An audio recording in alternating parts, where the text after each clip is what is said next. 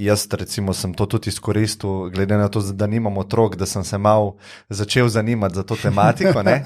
In nekako sem opazil, da vrednota tam mirnosti, vztrajnosti, ne?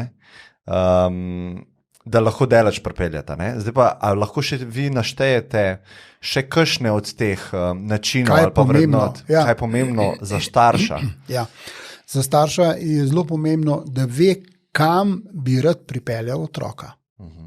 Ne čisto natančno, ampak generalno smer. To se pravi, a ga bom peljal iz Kopra v Veržej ali ga peljem v Kranjsko goro. To moram vedeti. To je tisto, kamor ga jaz želim usmeriti. Res pa je, da ko prideva do Ljubljane, preden prideva do Ljubljane, do križišča, tam se lahko zamenja. Če me prepriča, to je en izziv, ki ga starši mnogo preredko uporabljajo. Ko reče, ne vem, prije najstnica, jaz hočem biti do 3 po noči zunaj. Ok, prepričaj me. Utijarca, kaj pa je to zdaj? Boš, če me prepričaš. To je brez veze, itak te ne morem, pol pa raj sploh ne grem. Prav? Ja. Ne? Ali pa se loti posla, glej, in začne razlagati. In potem teče debata in ona je tista, ki je zainteresirana, da se pogovor ne ustavi. Če pa starši rečejo, ne greš, ponavlja, sem vedela, zmerite, tako je, meni se noče z mano pogovarjati, drugi imajo boljše starše, li.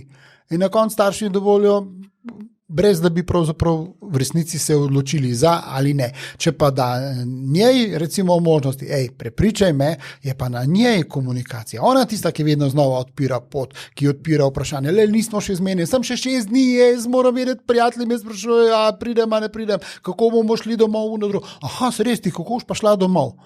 Kdo bo peljal, a ta kaj pokadi, a kaj popije, mislim, da... To je tisto, kar si mi želimo, da bi tekel pogovor. A ne? In ta izraz, prepričaj me, to je ena od tistih ta pravih. Se pravi, pogovor, da teče, ne za mizo, zdaj se va pa zmenila. Ne, to se dela na vrtu, to se dela pri kafetu, to se dela, ne pa vsed se za mizo se bova zmenila. To se nikoli dobro ne izide. Še boljše, če je ob kakšnem takem delu, se mama loti piskrov, punca reče, imam še nekaj za študirati ali za naučiti se, pa dej bova tole, ne bom dala v stroj, dej 5 jih bova peš, ne.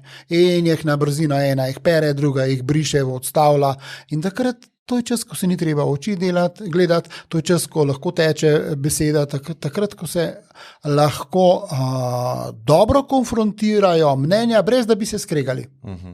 Ker ju druži isto pravilo. To je ena od teh pomembnih stvari, ki zelo pomaga. Druga, da pomagamo otrokom in najstnikom že, da so občutljivi, da razvijajo empatijo, da začutijo, kaj čutijo druga bitja. Se pravi, kaj čutijo živali in kaj čutijo ljudje. Zato, ker če ne veš, kako se oni drugi počuti, ti se moraš pa z njim pogovarjati, se ne veš, kako bi se lotil. Če pa ti vidiš, slabo se počuti, lahko začneš, sem se hotel nekaj zmeniti, ampak vidim, da ne gre, tam nekam slabo zgledaš, kaj pa je narobe. Takrat, pogovor se je že začel. Ja, kaj si pa hotel, bova enkrat drugič, ne dejva kar zdaj, se imam čas, itak ne morem, ne vem kaj delati, da tle se dol poč. Možnosti, da pride najstnik do rezultata, ki bo sprejemljiv, so precejšnje. Zdaj, treba je vedeti, kaj pomeni, da oba zmagata. Oba zmagata takrat, kadar sta oba nekaj dobila in oba nekaj izgubila. To je zelo pomembno. Če se mama in 12-letni sin kregata, kdo bo odnesel smeti iz stanovanja ven v kanto, in to naredi mama, pol nista oba zmagala, pol je zmagal mulj. Ja?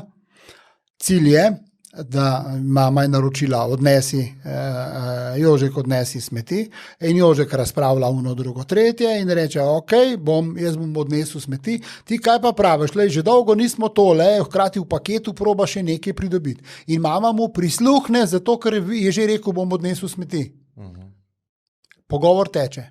Je povezal še eno stvar zraven in bo poskušal, jaz sem nekaj dal, a boš ti tudi nekaj dala. Če bi samo na suho prišel samo za tisto vprašati, ne vem, a mi daš čips, recimo, ne, ker bo prehmalo kosilo. Če pa reče, jaz bom odnesel smeti, daj ti pa eno vrečko čipsa, pa mi ga, eno šalčko mi ga daj. Težko čakam na kosilo, ampak tako si želim čips. In seveda bo mama stresla tisti čips ven in če bi pa prišel na suho, mama daj mi čips, mama, čez eno uro je kosilo, ni šanse. Če pa on reče, jaz bom odnesel smeti, mama ti pa ta čas meni si čipsa na... Pogajanje, ne? Ja. In, v tem primeru sta oba zmagala. Vsak je nekaj dobil, vsak je nekaj izgubil. Mama je morala malo pozreti, da bo pred kosilom čips jedel, ampak ok, je pa od smeti odnesel. In vidi tisti občutek hvaležnosti, nekaj dobi čips.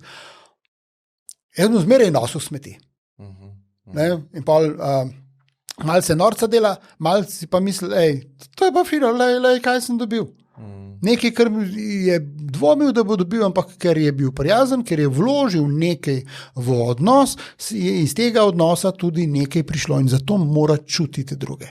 Da čuti otrok to empatijo, da je sposoben začutiti, kaj drugi občutijo in da se temu vsaj minimalno prilagaja. To je ena velika in zelo pomembna stvar, da je otrok lahko uspešen.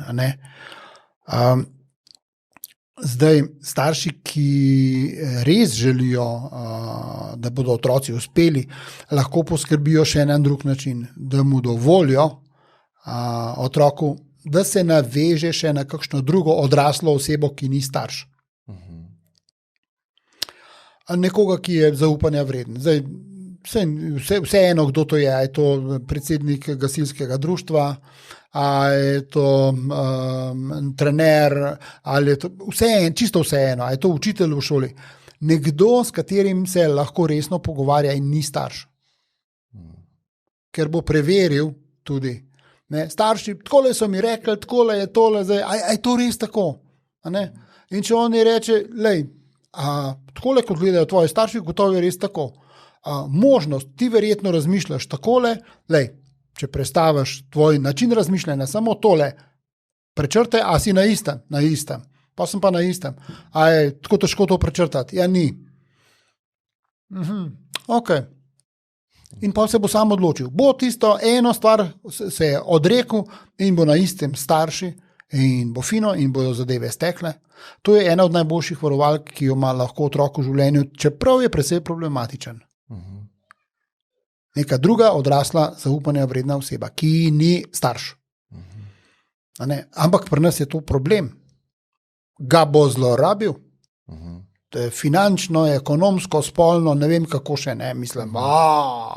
Zaščitniški smo do otrok, da se tega nisva preveč nisva pokrila, ampak to je kar velika. Zanimivo je, da pravzaprav smo tako zaščitniški. Po drugi strani nismo nič bolj zaščitniški kot ostali sesalci. Rod sesalcev, ne sesalnikov. Tudi tam posebej matere brez obotavljanja žrtvujejo svoje življenje, da rešijo svoje mladiče. Absolutno, ampak ne razkožujejo jim rok, ne? To pa ne.